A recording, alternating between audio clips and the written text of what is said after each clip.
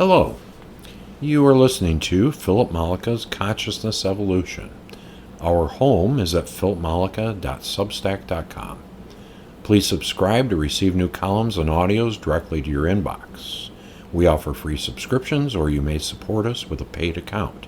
At this point, all content is freely available to all, but we definitely always appreciate the financial support if you see the value in our offerings.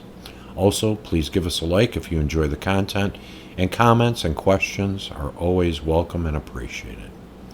These audios are also available now on Spotify and Apple Podcasts. This column is entitled The Man Behind the Curtain, Part 2. Understanding Our Subjective Awareness, Space-Time.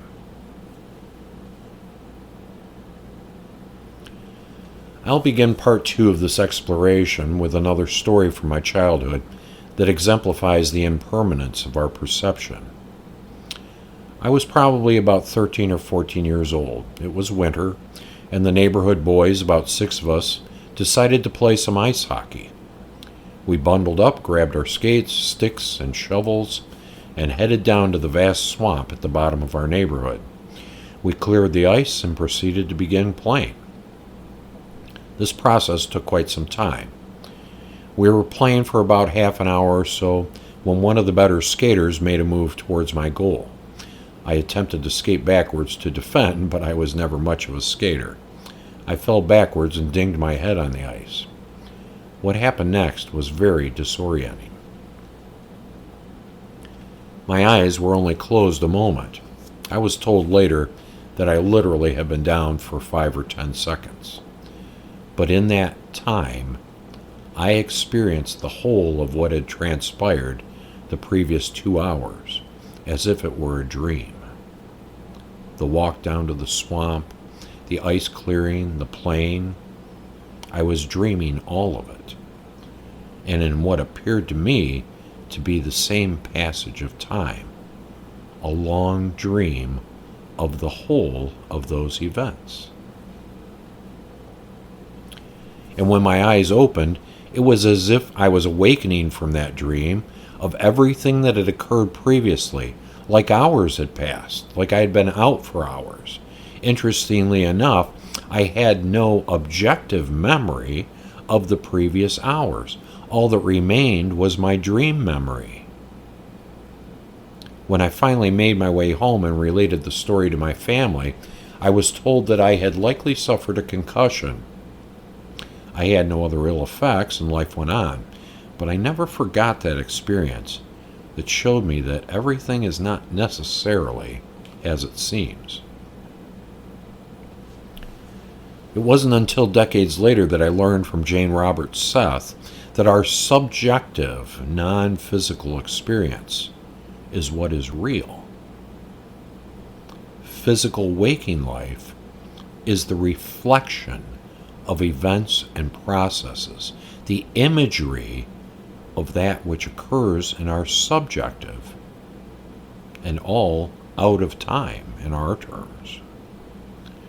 And that one of the brain's main functions is to take these subjective developments that we decide to manifest physically and place them within a time sequence that is in line with our waking objective consciousness, so that they make sense to us, so that they appear to adhere to our cause and effect sense of physical reality.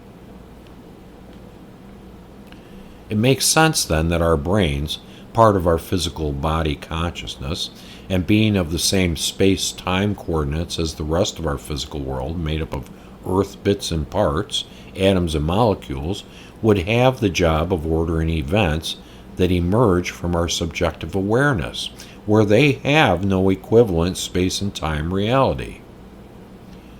Some portion of our physical consciousness would have to be in charge of such order, or we would be utterly confused and could not operate efficiently within this physical time-space-based environment.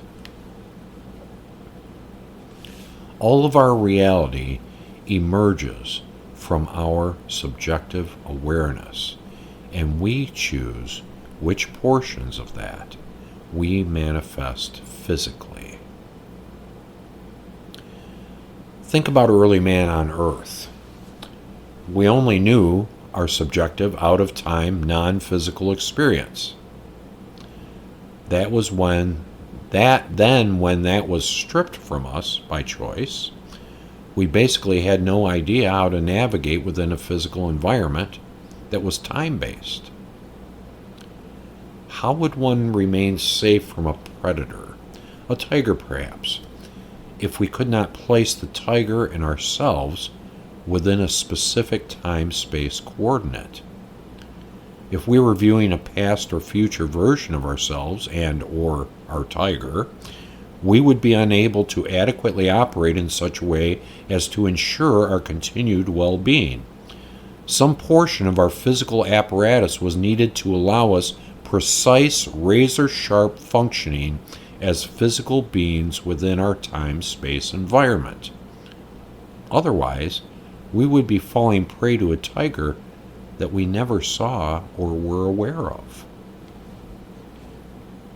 How would we do anything if we could not precisely act in relation to our bodies and our environment?